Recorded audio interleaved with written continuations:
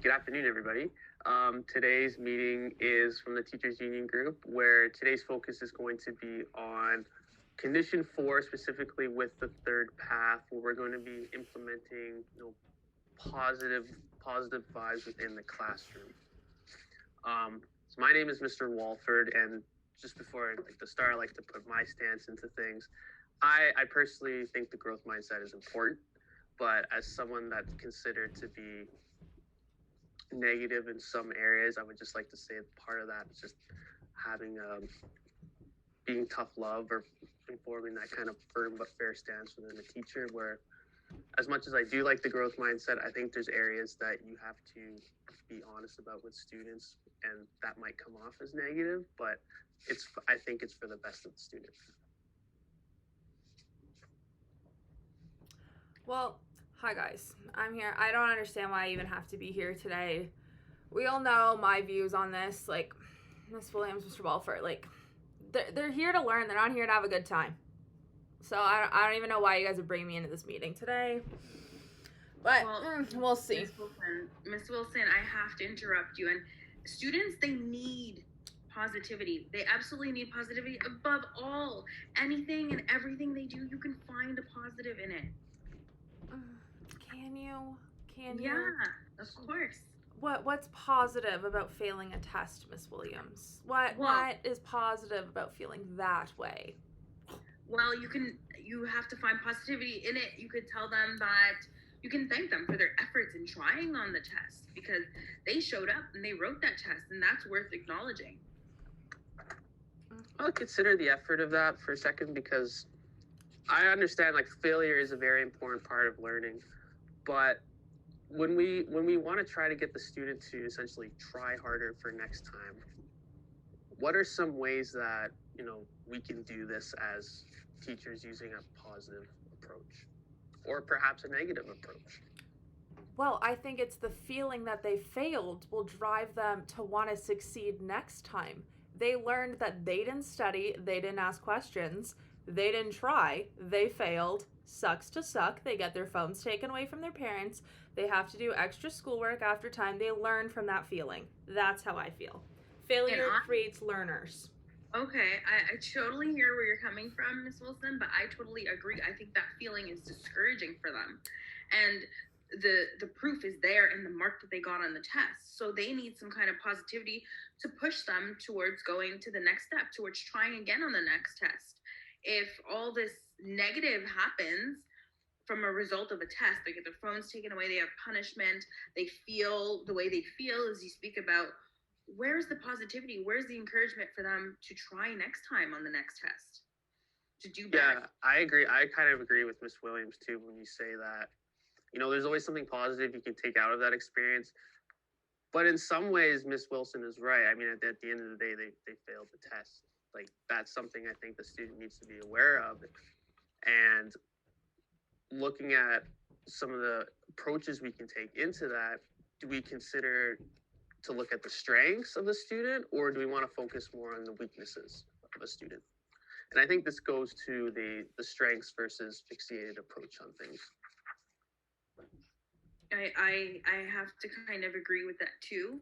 I tend to focus a lot on my students' strengths and build those up.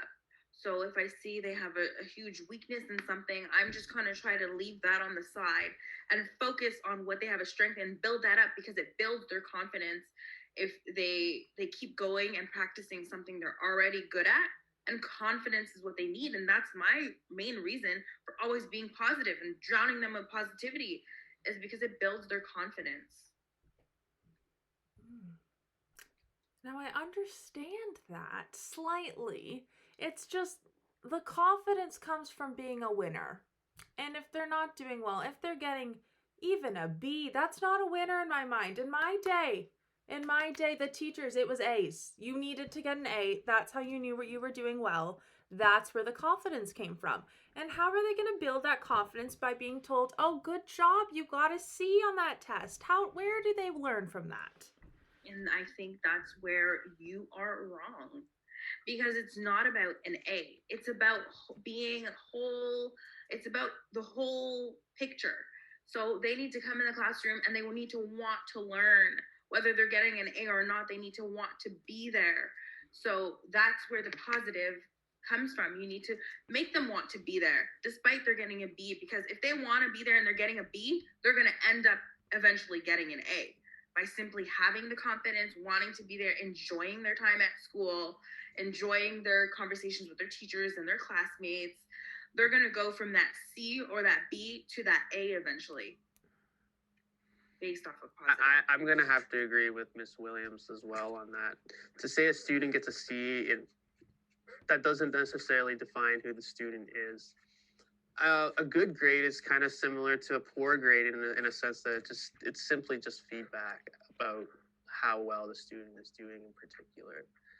And in a sense, I think if you encourage more positive feedback, I think the student is simply just going to try harder for the next time. But here's my concern. My concern, though, is getting to that point where a student is going to essentially try in the first place. Because what happens if a student is simply disinterested in an approach, for instance? What do we think about that? If a student is disinterested? Well, isn't that our job to make them interested? Isn't that what we're supposed to do? Oh, wait. That is kind of what we're supposed to do, is try to, like, make them interested in the topic, right? Oh, exactly. Interesting. Exactly. Okay. I don't necessarily know if you can do that with a negative, sort of that negative mindset. But what about these posters on the wall? These live, laugh, love, try your best, succeed and try again. Aren't those distracting? I love them. I absolutely love them. I adore them. I think that when you're trying to always have positivity in your classroom, you can look up and you can refer to a poster on the wall. And because they see it every day, they walk in, they memorize them and they play them in their mind, and it programs them to be positive at all times. And I also think that back to what Mr. Walford was saying, is in feedback, it's so important as well. And I'm wondering, Ms. Wilson, when you give the students feedback, do you say just all negative things to them on their feedback? Well, if they deserve it, yes, I do. I do try my best to find something in that garbage from time to time, and I will give them a little glimmer, but it's about tearing them down to build them up. Now, Mr. Walford, you talked a little bit about getting them involved and excited about these topics. How does that work for you? How do you do that? See, I think the way you do that is, in a sense, you have to start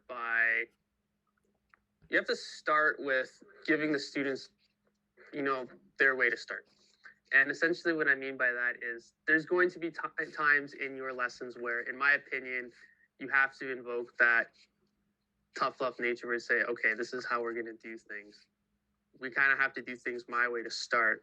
But I think in order to get students involved, it's important that you allow them to express themselves more in their work. Now, obviously, that's easier to do in open-ended assignments like in English or in geography or history than as opposed to mathematics, for example. But I think as long as you give students multiple options to start and get them interested, then you can say as a teacher, hey, now we can try things my way, or now we can do things my way. And that, I think, will get them interested at the end. Interesting. I have to agree. I always try to give my students options and find their interest, so that they have the desire to be positive because it's something they want to do. So I incorporate a lot of differentiated instruction and give them a lot of different options.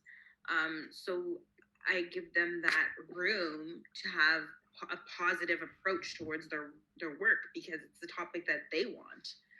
Interesting. And you find that works by giving them options? I do find it works. They like that autonomy to choose, and they like to be able to work on something that actually piques their interest point blank. So yes, it works. And I guess that means you're not just reading the same essay 30 times. You as the teacher might be getting, ooh. Yes, it's definitely more stimulating for us as teachers as well to get more of a variety. And I mean, take it from your own self as well. When you're passionate about something, you do it way better, you know? So imagine students, like a class of 24 students, writing about topics that they enjoy and that they're passionate about. You're going to get 24 good essays. Whether the spelling is bad and the grammar and the flow of the essay, maybe, but the passion's going to be there. So you're going to see that effort and that positive approach that they're taking towards their work. Yeah, again, I agree with Miss Williams on that. I think that just reflects back on the teacher as well. If the teacher's showing positive emotions, the students are going to show positive emotions as well. If a teacher shows pride in their work, the students are gonna try to show pride in their work as well. You know what? I'm starting to understand a little bit about what you guys are talking about here. I'm starting to understand a little bit better that I may have been a little bit harsh on them. If you want, I can share some resources with you as well. I have lots of different kind of examples of how I lay out my lessons and my assignment plans and the different options I give them. I can share those resources with you.